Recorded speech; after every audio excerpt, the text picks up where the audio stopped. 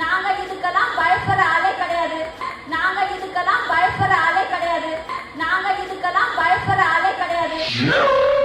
சண்டை செஞ்சு பழங்க கூட்டம் இது. என்னைக்கா இருந்தாலும் சண்டை செய்வோம். என்னைக்கா இருந்தாலும் சண்டை செய்வோம். என்னைக்கா இருந்தாலும் சண்டை செய்வோம். ஜெயிக்கிறோம் தோக்குறோம்ன்றத பத்தி எங்களுக்கு கவலையே கிடையாது.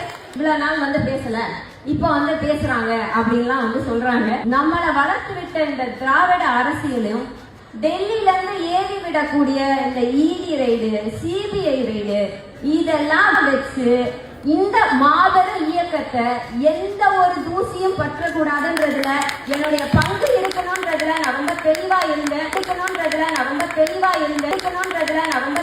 இருந்தேன்.